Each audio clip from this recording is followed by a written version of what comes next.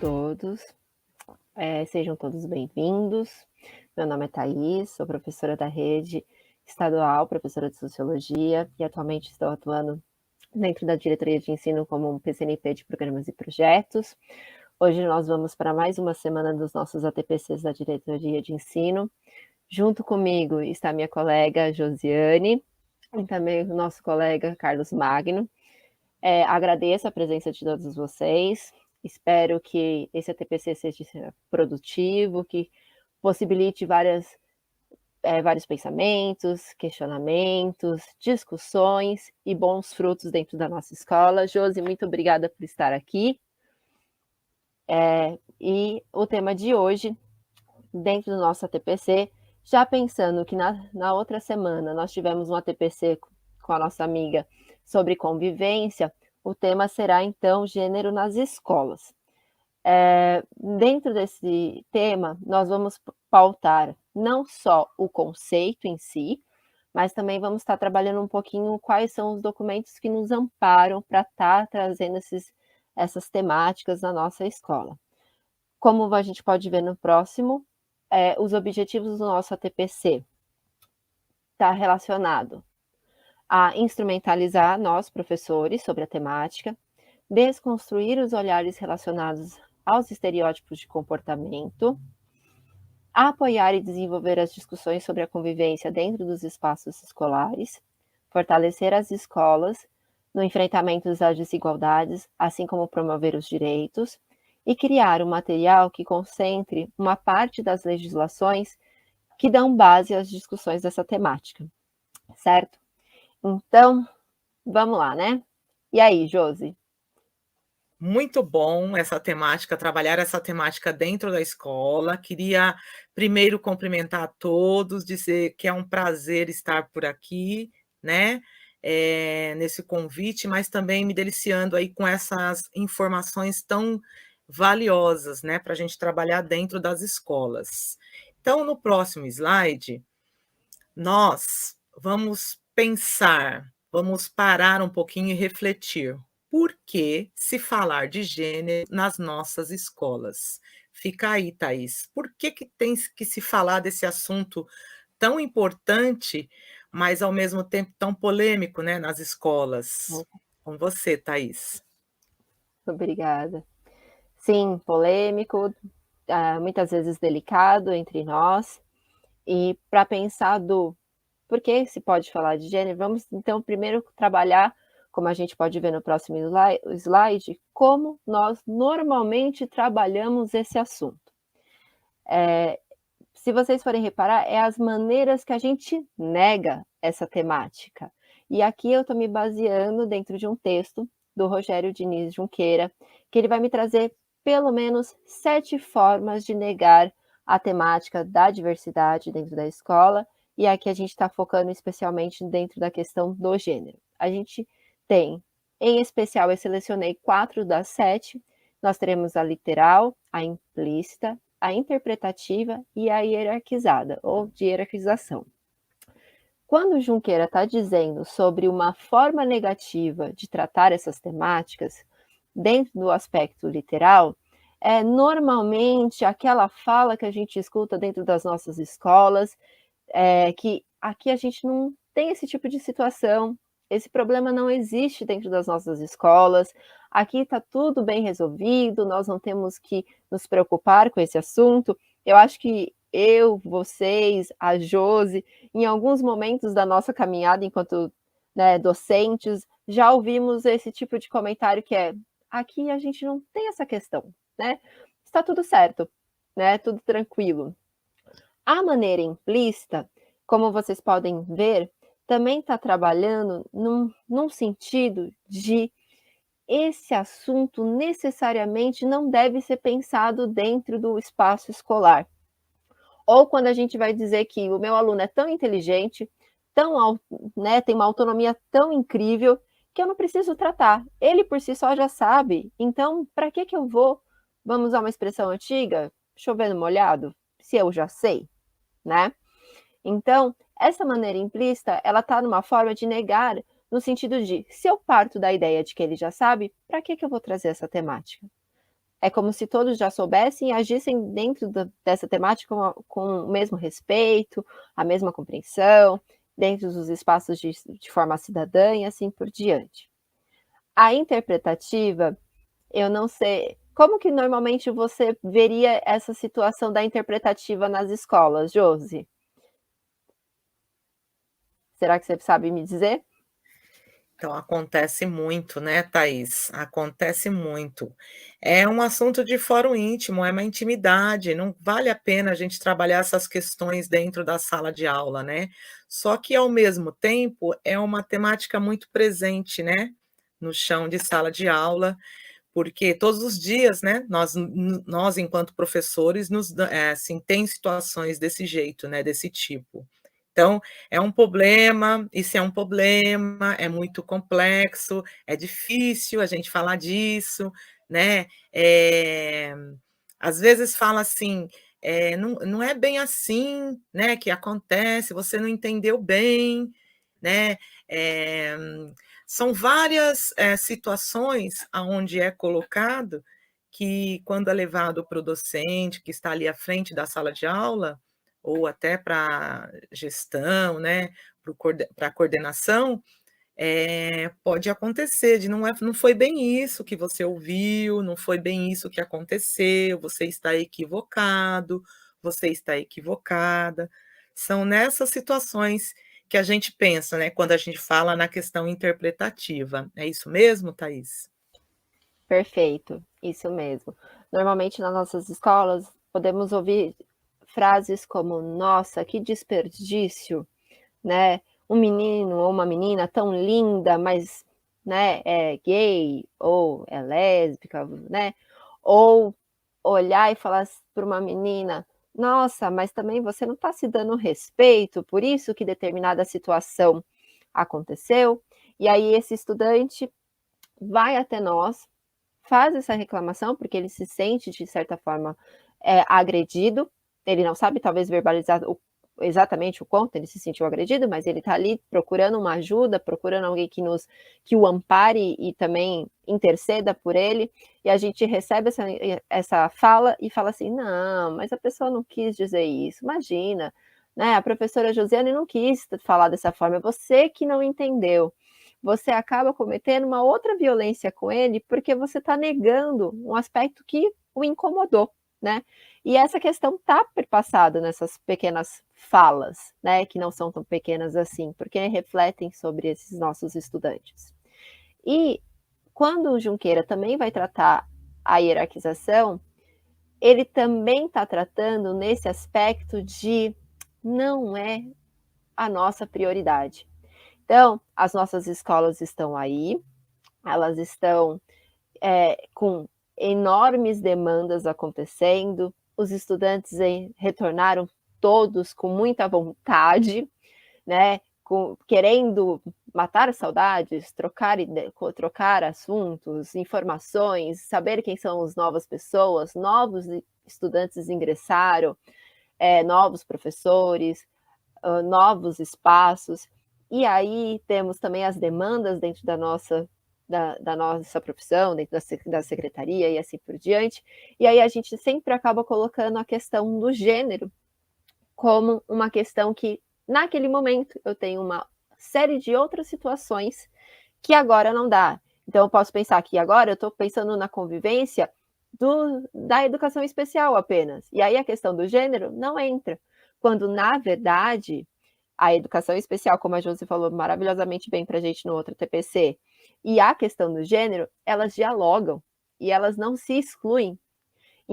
Muitas vezes, a nossa prioridade, ela não precisa ser trabalhada como pontos.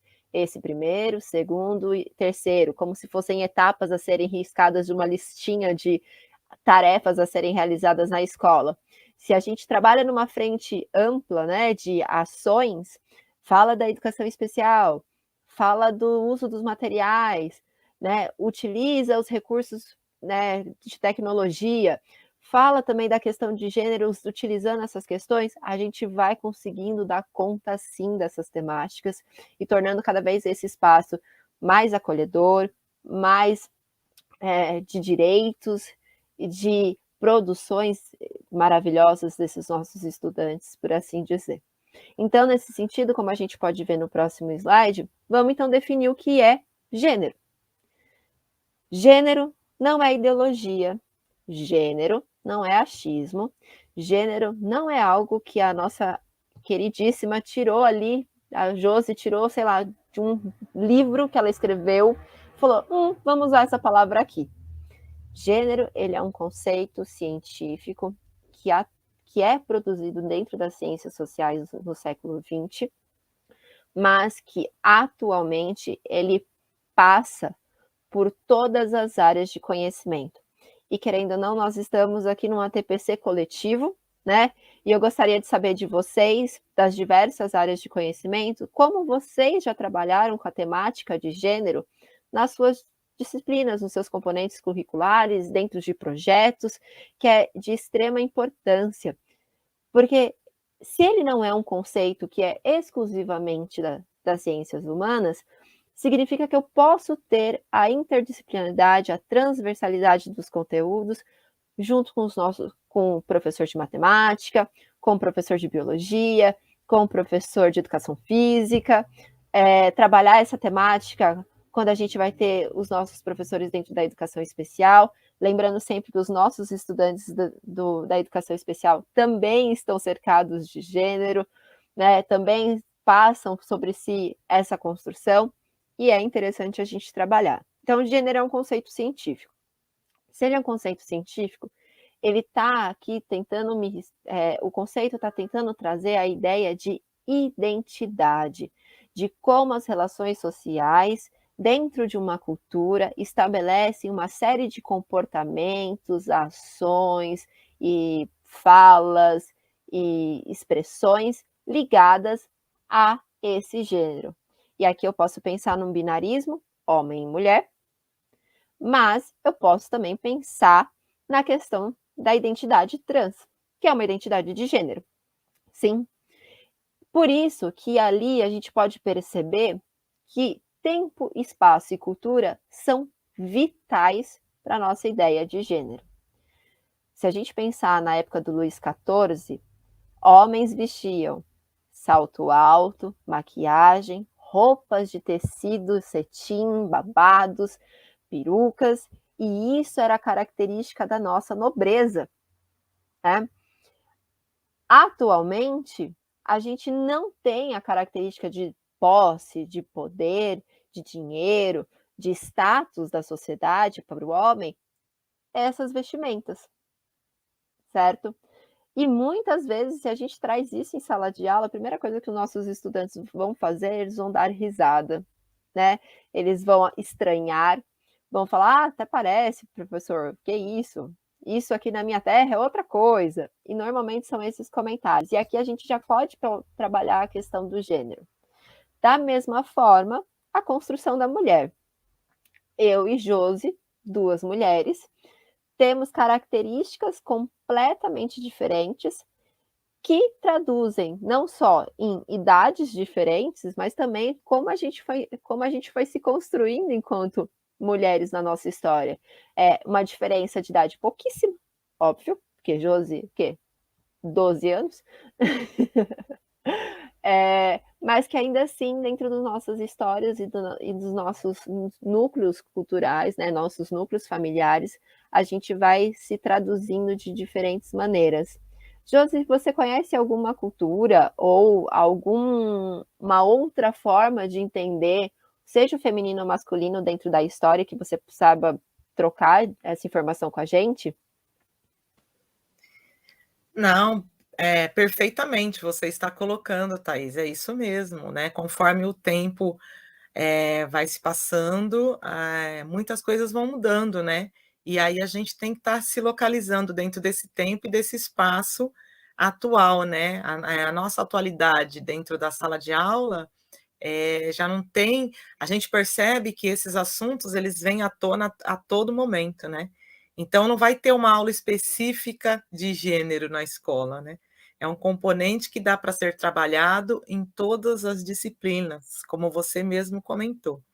Então, à medida que as coisas acontecem, o professor ele pode estar dentro do seu componente curricular, trabalhando essa temática, né, não aguardar, e não tem que ser um momento pontual, né, do bimestre, do ano letivo, ele tem que ser, momentos permanentes, né, conforme as situações vão acontecendo e, todo momento é um momento para se trabalhar uma temática importante como essa, né, não esperar só as coisas acontecer, os conflitos acontecerem para puxar esse gancho, mas é muito importante falar disso, né, porque o nosso jovem, o nosso adolescente, a nossa criança, né, o nosso estudante, ele às vezes ele se perde um pouco nessa concepção, né, de gênero, mas muito bom, vamos continuar, né. E nós também, né.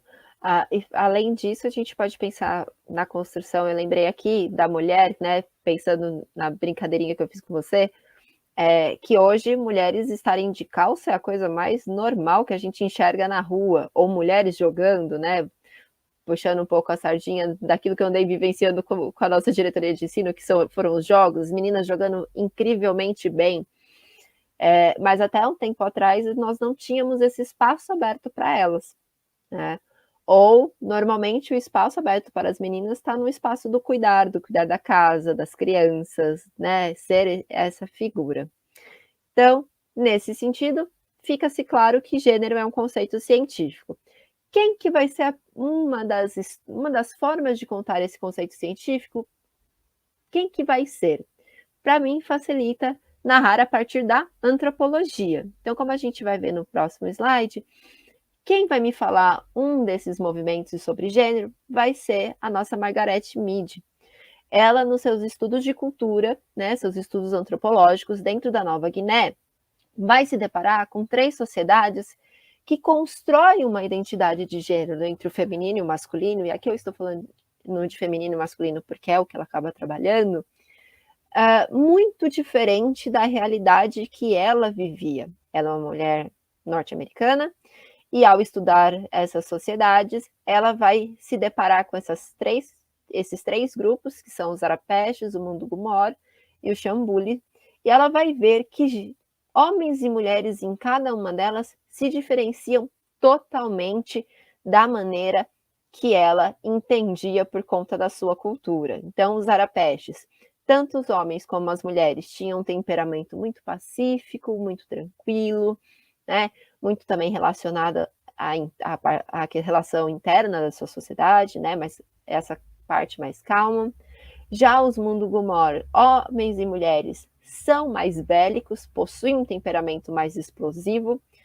E nos Xambulis, aqui que vem a nossa grande diferenciação, talvez para as nossas realidades, que vai ser as mulheres dentro desse campo prático, trabalhadora, que sai do espaço da casa para, né, exercer uma função, um trabalho, e os homens completamente dedicados a essa vida interna, dentro do âmbito da familiar, pensando nesse gasto de tempo dos enfeites, dos adornos, do se embelezar, o que é muito diferente de nós. Normalmente a gente vai ter uma expressão, né, bem tipificada do gênero feminino, que é quem gasta mais tempo para se arrumar, né? A gente sempre vai ouvir esse tipo de comentário. Ai, mas as mulheres também gastam mais tempo, né? Ou os homens são muito mais práticos, têm um pensamento mais exato, racional, mulheres são mais sensíveis. E ao fazer esse estudo, o que Margaret Mead está vendo no seu livro Segundo Sexo e Temperamento, Segundo Sexo é da Simone de Beauvoir, perdão. O que ela vai estar percebendo é que gênero não é um conceito inato ao órgão sexual que a pessoa nasce, como ele era trabalhado por muito tempo. Gênero é, novamente, uma construção social. A partir das nossas relações dentro da nossa sociedade, a gente vai estipulando comportamentos, atitudes, modos de agir e de pensar relacionado a cada um desses 2 grupos ou mais. E, para além disso, é importante destacar que é a partir dos estudos antropológicos que a gente começa a perceber que em sociedades dentro da América Latina, né, de culturas dentro da América Latina, mas não só aqui, também na América do Norte, também dentro do continente africano, a gente vai ter muitas vezes uma transição entre o feminino e masculino com uma naturalidade muito maior do que hoje a gente às vezes consegue conceber. Então, é muito mais visível dentro dessas comunidades do que muitas vezes dentro da nossa comunidade ou dentro da comunidade da Margaret Mead, dentro da América do Norte. Por isso que muitas vezes a gente também tem essas dificuldades de entendimento sobre identidade de gênero, orientação sexual, expressões de gênero e assim por diante. Bom, como a gente pode ver, ele é um conceito antropológico, mas não só da antropologia. Nós temos também um conceito dentro da filosofia, né? Com a Simone de Beauvoir, quando ela vai me tratar da ideia, no próximo slide, quando ela vai me tratar da ideia de que as mulheres, elas não nascem mulheres, elas se tornam. Simone de Beauvoir, uma das principais referências, né, como a gente sabe, da filosofia dentro do existencialismo, quando ela vai me falar que não nascemos mulheres, nos tornamos mulheres, no próximo slide, ela está querendo dizer que dentro das nossas vivências em sociedades, a gente vai entendendo o que é ser mulher, assim como a gente também vai entendendo o que é ser homem. Por hora, eu só estou trabalhando com a ideia de homens e mulheres, né? Eu estou ainda trabalhando nessa binariedade. Mas se a gente for buscar um pouco, e se a gente questionar os nossos estudantes, eles vão relatar experiências idênticas ou praticamente muito próximas da que a gente vivenciou. Expressões como meninos gostam de jogar bola, meninas brincam de boneca, meninos vestem azul, meninas vestem rosa, meninas têm que se comportar, meninas têm cabelo comprido, meninos têm cabelo curto, são mais arteiros, né, fazem mais traquinagens, meninas ficam quietinhas, sentadinhas, educadas, obedientes. Josi, você foi essa menina educadinha, sentadinha, obediente, como se fala? Não conheço, é difícil, né? Que as meninas ultimamente estão assim se mostrando, né? Elas estão nas escolas e elas mostram mesmo por que elas estão lá e assim elas a gente percebe que essa fala ela já caiu há muito tempo, né? Elas nem gostam desses clichês, né? De falar que menina tem que ser comportada, que tem que ser quietinha, que tem que sentar com a perna fechada. A gente escuta também o menino não pode usar maquiagem, né? E a gente, às vezes a gente vê assim e percebe nos alunos que eles mesmo, entre eles, isso daí já caiu por terra, né? Esse negócio que menina não pode jogar bola, menino não pode fazer atividades mais calmas, né? Até na educação física, as atividades mais agitadas é típico de menino. E as meninas ficam nas atividades, nos jogos de tabuleiro, nas brincadeiras mais calmas e cantadas. Isso não existe mais. Então, meninas, elas fazem atividades iguais às dos meninos e vice-versa, né? É isso aí, Thaís. Perfeito. E é interessante a gente pensar, eu vou pegar a questão da maquiagem que a Josi tratou,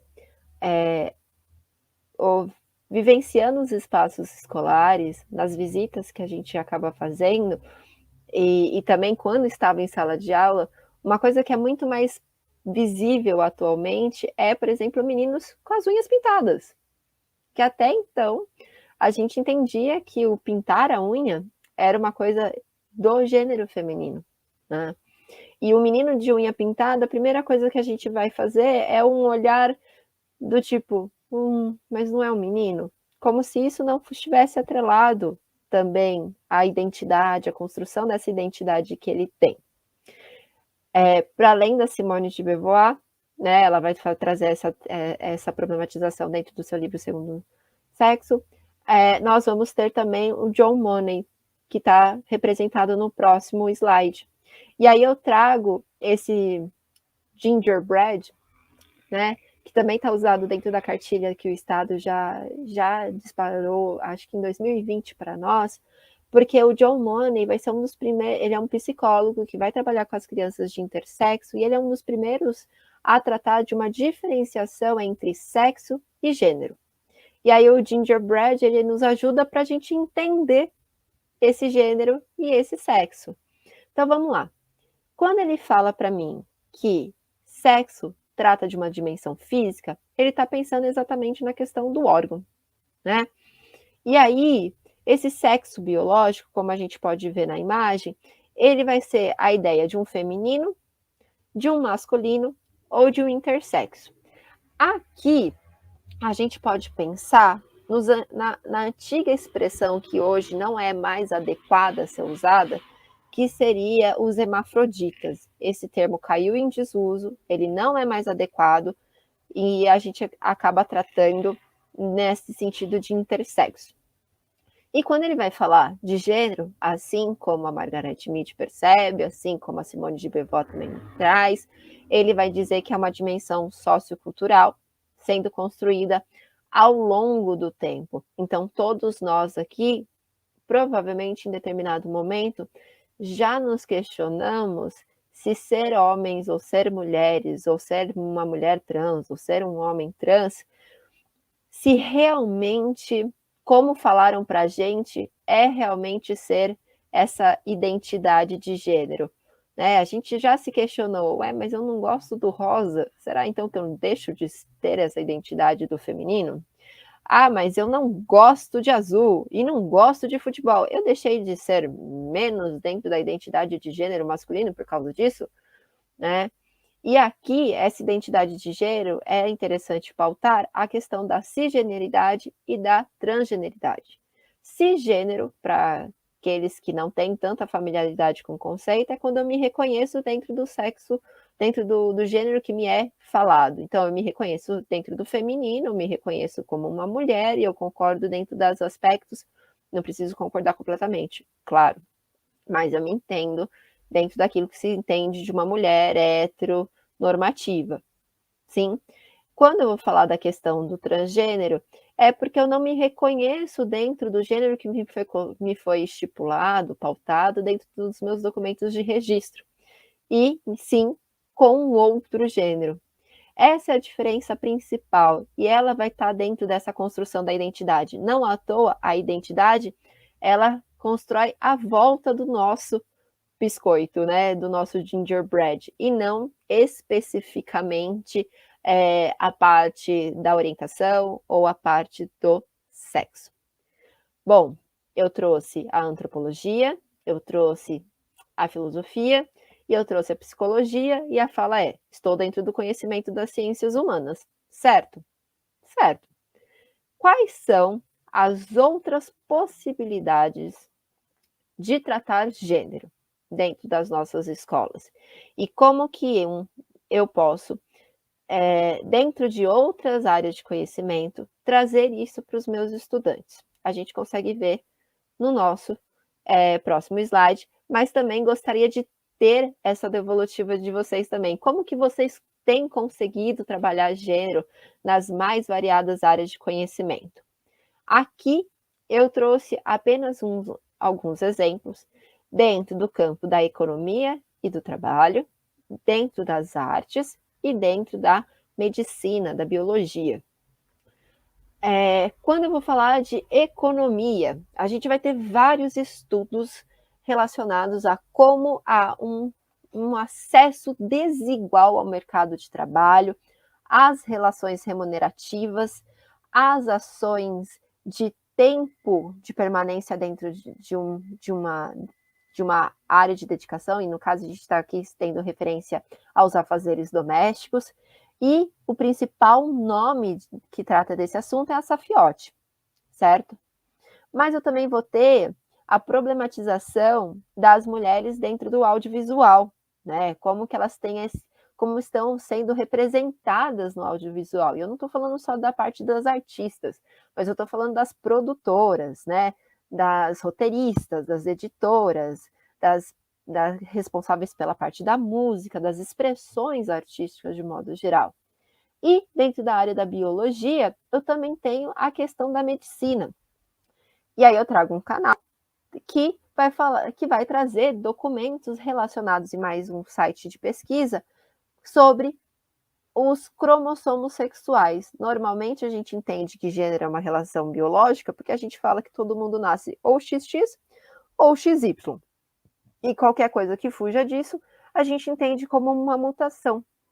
E a medicina já desmistificou isso. Então, a área das ciências, da biologia, da medicina, da área da saúde, já me traz uma desmistificação disso quando ele vai falar que a gente tem muito mais do que apenas XX, XY. Eu tenho XXX, XYY,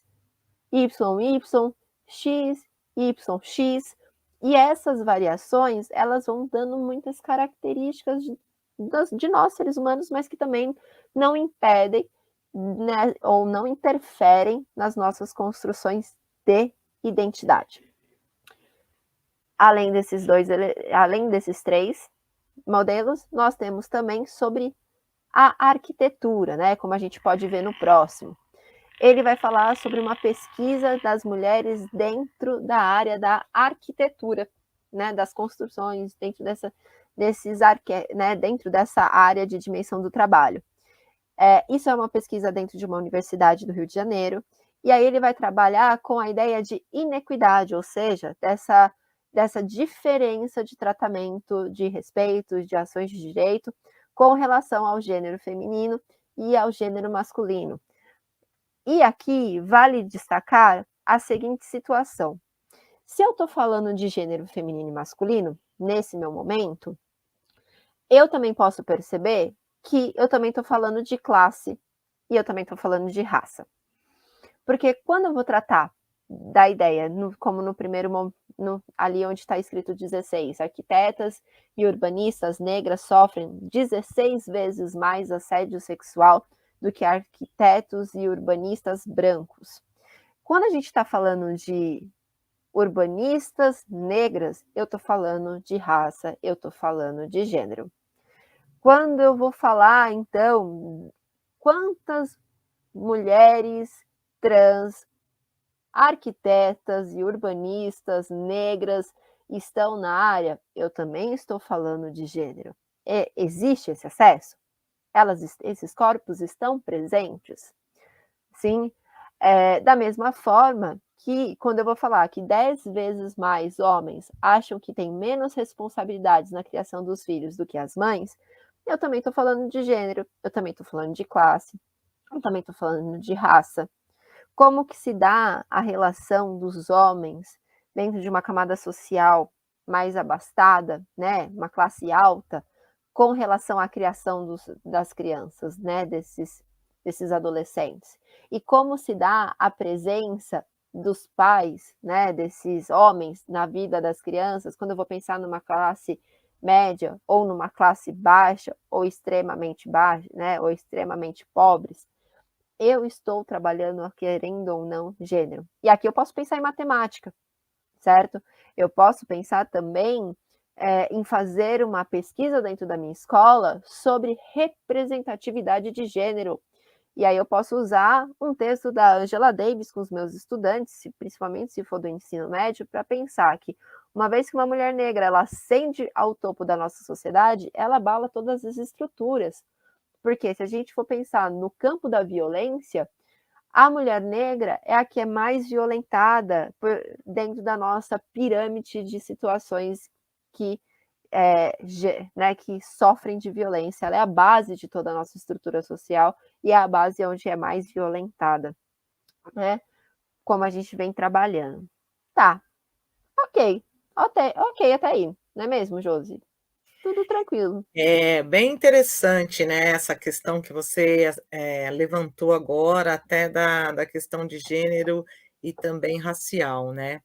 Eh, mas ótimo, até aqui está tudo bem, né, a gente está entendendo muito bem a questão do gênero, na visão aí do filósofo, do psicólogo, enfim, a gente está gostando do bate-papo, da conversa, mas eu queria saber, Thaís, eu queria fazer uma provocação, eu queria saber se tem um embasamento legal para se falar de gênero na escola. Eu queria saber, no próximo slide, se você pode me dizer, e a todos que estão aqui nos assistindo, e também gostaria que todos participassem com suas impressões aí no chat. Quais são as leis que respaldam trabalhar com a temática? A gente só trabalha, com gênero na escola porque a gente quer, ou a gente acha que que não, é preciso trabalhar, além das questões do dia a dia, mas também porque nós temos uma legislação aí por trás que, nos respaldam nesse assunto tão importante dentro das escolas. Me responde, Thaís. Claro, Josi. Mas eu vou propor aqui uns 2 minutinhos para o pessoal escrever quais leis eles sabem que estão amparados, né, que amparam eles, porque sim, nós temos leis, dentro do âmbito federal, estadual, que me garantem essa atuação e essa temática. Então eu vou deixar uns 2 minutinhos, né, para a galera estar nos respondendo, de estar anotando, e aí nós já caminhamos para essa apresentação dessas leis. A proposta aqui eu vou apresentar algumas delas, mas depois a gente vai deixar dentro do site do Núcleo Pedagógico toda uma gama de leis que nos vão amparando e vão nos normatizando e nos orientando em como realizar, em que nós podemos estar nos segurando, né? Tendo conhecimento, sabendo que ali me dá respaldo para trabalhar com essa temática. Né? Vou dar um tempinho, aproveita a gente também, quem precisar, bebe uma água, dá uma respirada, vê onde aí consegue lembrar qual é o nome da lei, e aí a gente já vai tratando de um pouco de cada uma delas. Aqui é só para a gente ter uma ciência também do que a gente está falando, certo? Então eu vou esperar um pouquinho e aí a gente já vai para o próximo slide.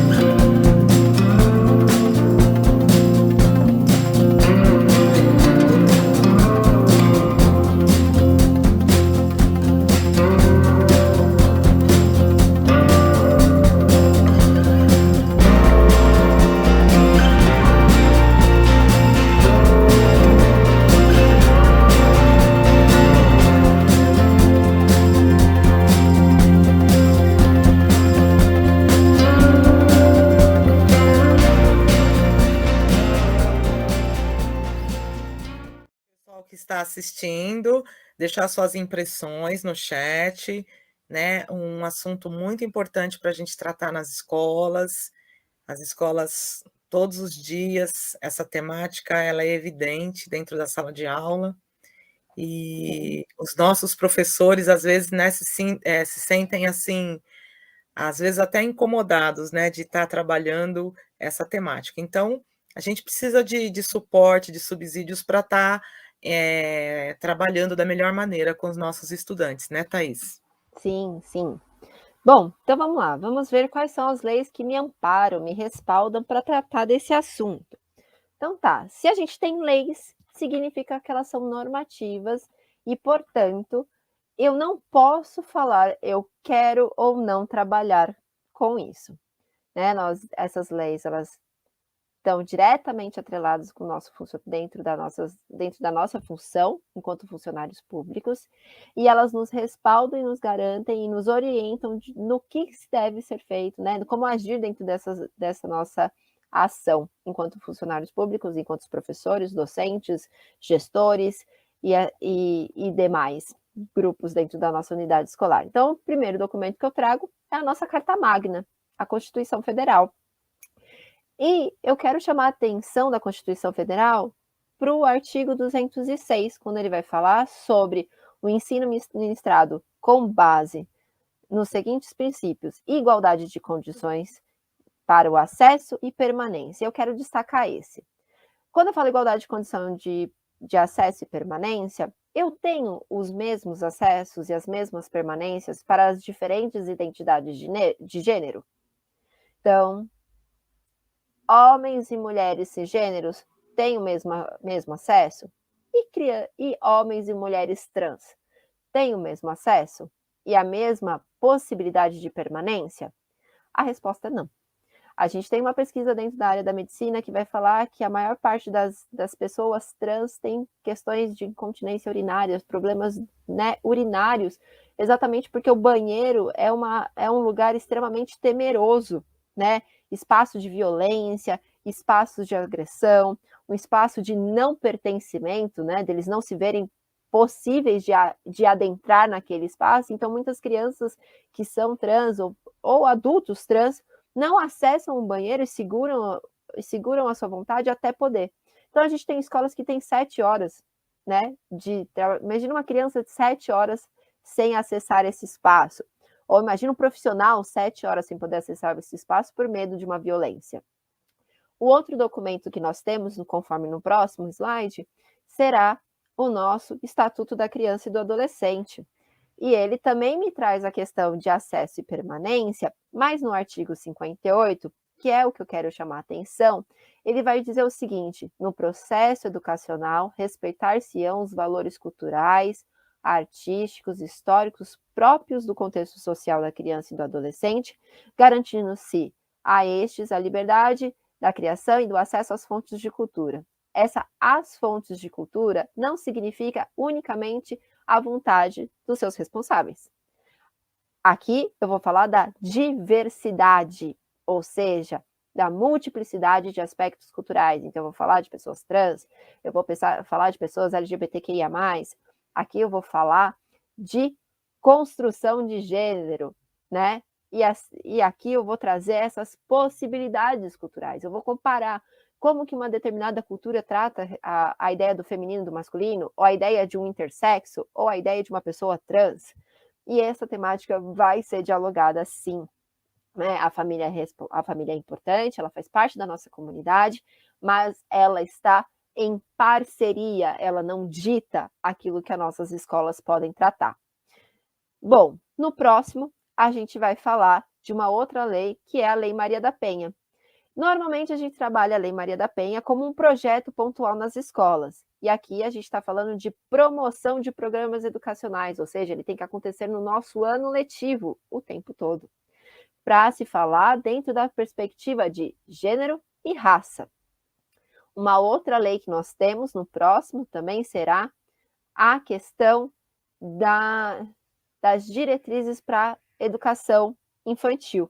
As diretrizes curriculares, e eu vou fazer esse link entre Lei Maria da Penha com as leis de diretrizes curriculares, vai me falar sobre o rompimento das relações de dominação etária, socioeconômica, étnico-racial, de gênero, regional e linguística e religiosa, no inciso 5.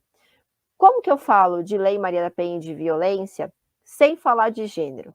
E como que eu vou falar de respeito se eu não ensino a uma criança dos anos iniciais que menina não é só para cuidar da casa, né? Ou que menina não é só brincar de boneca, certo? Então, olha aí eu podendo trabalhar com esses dois. A outra lei que nós vamos ter no próximo slide vai ser o Conselho Nacional, que vai falar sobre o nome das pessoas, nome social, né? E a questão de colocar esse nome social dentro do documento, né? Dentro da matrícula, com o aval do responsável. Mas eu quero trazer o próximo slide, que é a Resolução 12, que vai ser um alívio muitas vezes para nós da escola. Como que eu lido com um aluno que quer ser chamado de tal jeito se o pai e a mãe não responsabiliza? A Resolução 12, ela me apoia nesse sentido. Nela, ela vai dizer que o tratamento oral é garantido e ele não precisa, como a gente vai ver ali no artigo 8, A garantia do reconhecimento de identidade de gênero deve ser estendida também a estudantes adolescentes, ou seja, de 12 a 18, sem que seja obrigatória a autorização do responsável. Então, o tratamento oral me é garantido. E essa legislação, esse documento do Conselho Nacional de Combate à Discriminação, é um documento novo, que a gente ficou sabendo dentro de uma formação que nós tivemos dentro da diversidade sexual e de gênero há um tempo atrás. Bom, eu trouxe esses documentos, só para a gente ter um gostinho. Eu quero agradecer a todos que estiveram presentes no nosso TPC, a todas as contribuições. Temos também um referencial bibliográfico que vai ficar disponível para vocês dentro do nosso site, com link, uma videografia para se aprofundar dentro da temática. Obrigada a todos, obrigada, Josi, por participar e dividir comigo. Obrigado, Carlos Magno, por nos assessorar e estar aqui nos apoiando dentro dessa transmissão. Obrigada a todos os docentes, espero que seja extremamente produtivo. Participem dos chats, dúvidas, estaremos aqui para ajudar da melhor maneira e trocar ideias e ações. Muito obrigada e tenham um ótimo dia. I don't really know what comes next. I'm just doing my best, even though I'm so stressed out. Everything just feels like a test that I fail, so depressed when I can't seem to get out. But something deep inside won't let me quit. I swear that I'm inspired by all this shit. Tell me that I can and I won't. That's what guides me the most. Your lies, I'll do what I want.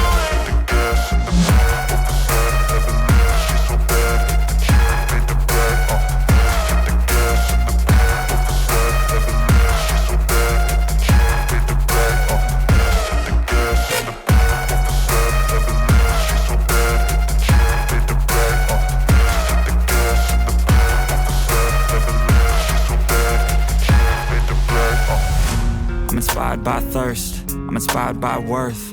I desire your worst, so you can just hide while I work. I ain't tired, you first. I'll write a second, third verse about the lies you go disperse. You never did shit, I know it hurts.